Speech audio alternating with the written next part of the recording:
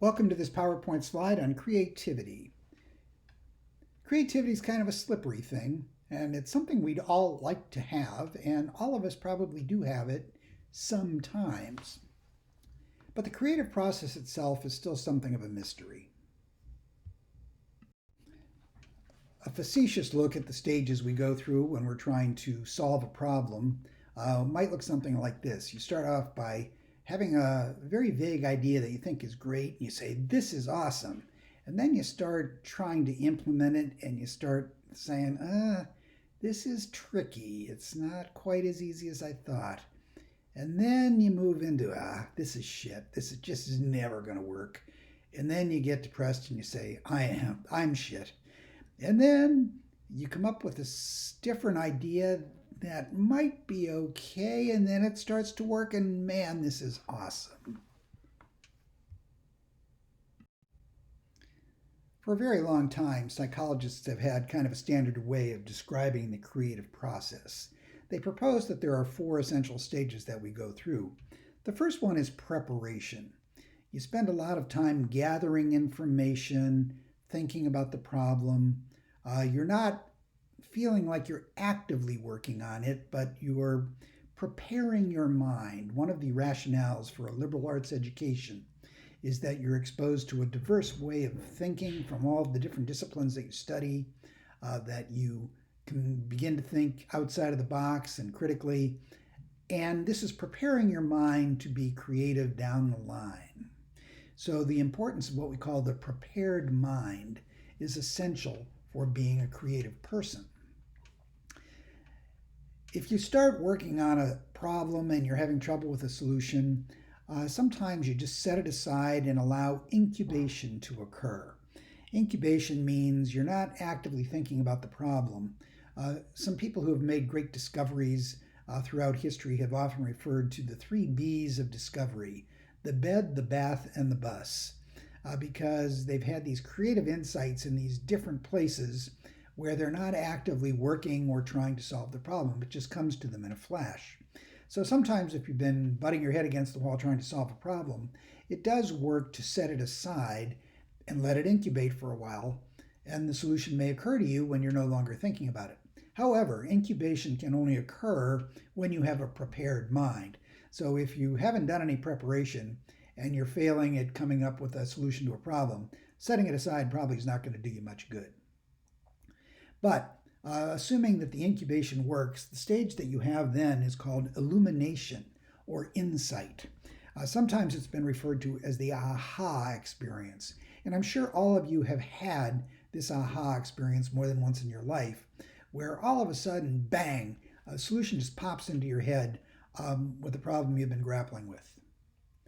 And the final stage is called verification or validation. This is where you actually have to try to implement the solution to the problem to see if it actually works. And if it doesn't, you go back to the drawing board and start doing some more preparation. The authors of your textbook essentially describe the same process using more 21st century language. So according to them, the steps of creative problem solving involve formulating the problem, which is sort of like preparation, information gathering, which is sort of like preparation as well, idea generation, which is a combination of illumination and incubation, I think. Idea evaluation, that's like verification. You're trying to figure out if the ideas you came up with during idea generation are actually good. The million-dollar question, though, for creativity researchers is, how can we identify creative people? How can we predict who's going to be creative and who is not? And one can be creative in a variety of different ways. In this picture, you see Beethoven for music and John Lennon for music. You see Martin Luther King, the legendary leader of the civil rights movement. You've got Einstein in science. And in the tech world, of course, there are lots of people who have been identified as creative and successful. Well, how can we figure out what it is that makes them creative? Psychologists have taken a couple of different paths to try to do this. One of them is to identify a group of creative people, such as the ones I just showed you in the slide, and then identify sort of a comparable group of people, comparable meaning in age, background, and so forth, who are not that distinguished and who are not identified as creative, and see if you can find out what's different between the two groups. This usually hasn't worked out very well. It's kind of hard to find that one or two magic things that separate the creative group from the other group. Another way of doing this is just to get a large group of people and measure a lot of different things, including their creativity, to see which things tend to be correlated with creativity. These attempts at identifying the precursors of creativity have identified a short list of things that creative people tend to do more often than others. One of them is the ability to engage in divergent thinking. This is the ability to think of different uses for things, or to think outside of the box. The ability to do what we call breaking set. When we try to solve problems, we often adopt a certain strategy, a certain way of looking at the problem, and we can get too locked into that, and if it's not the right way to solve the problem, it's going to get in the way if we keep trying over and over and over again to do the same thing. Creative people seem to be good at recognizing when they've gotten stuck in set and to break out of that and to approach the problem from a completely different direction. I already talked a little bit about the importance of the prepared mind, the ability to think in different ways and to be familiar with different perspectives on things. Another undervalued skill is the ability to recognize and evaluate creative ideas. It's one thing to generate ideas, it's another thing to be able to recognize which of those ideas are truly creative and useful, whether those ideas come from you or from somebody else.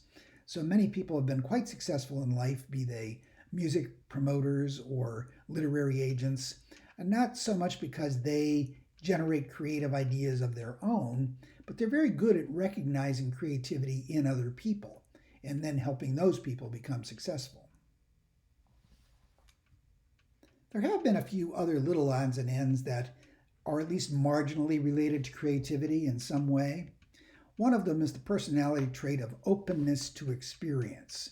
If you'll recall from the chapter where you studied the Big Five measures of personality, openness to experience means how interested you are in engaging with new ideas, different kinds of people, having new experiences. Not surprisingly, if you're high in openness to experience, you tend to be more creative.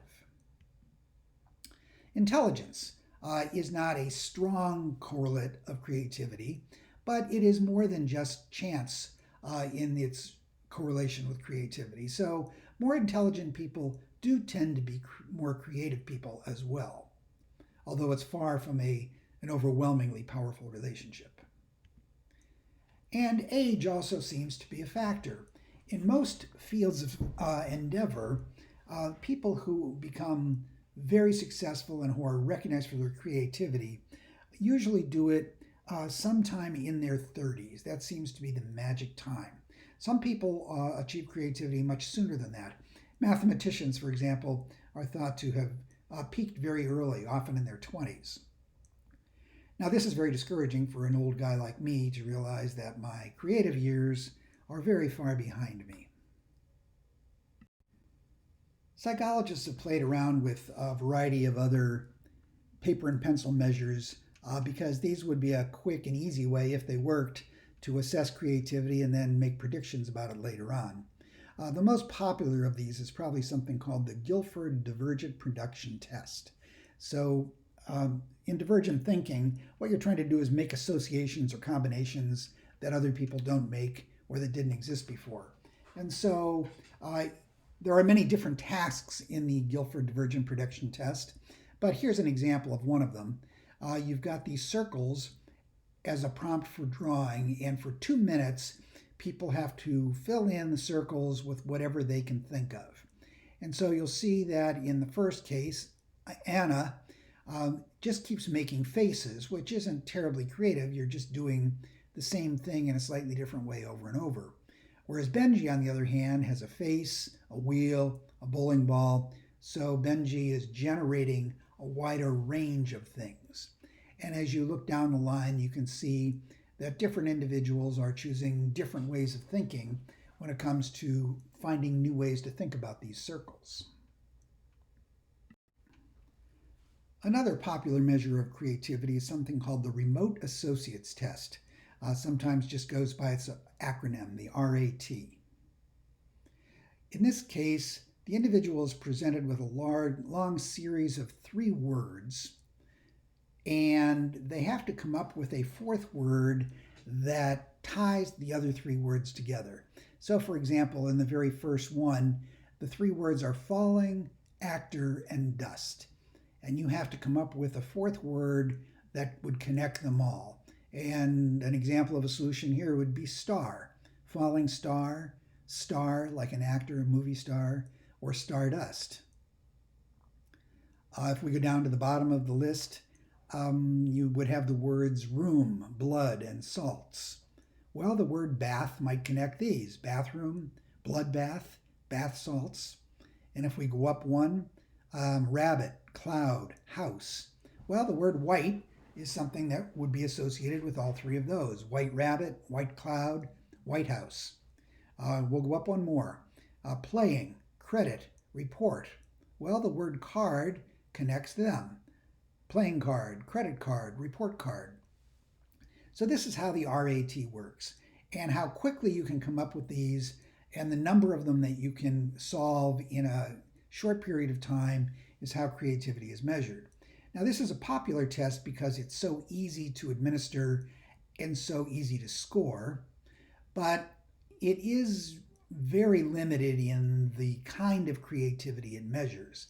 And so whether one can look at this verbal dexterity that is needed to be good at the RAT, and whether that's a good predictor of other types of creativity, I think is very open to question.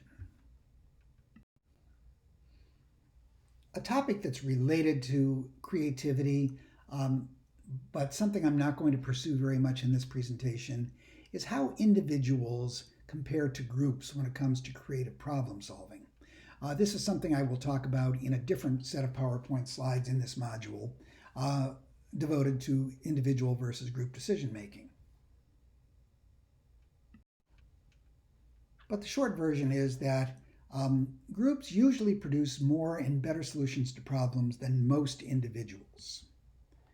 There's a lot of reasons for this. You've got the ability to sum together a lot of different people's contributions. So if you have 3 people trying to come up with solutions, if one of those people only comes up with one contribution, that still gives you one more solution than they would have had without that person.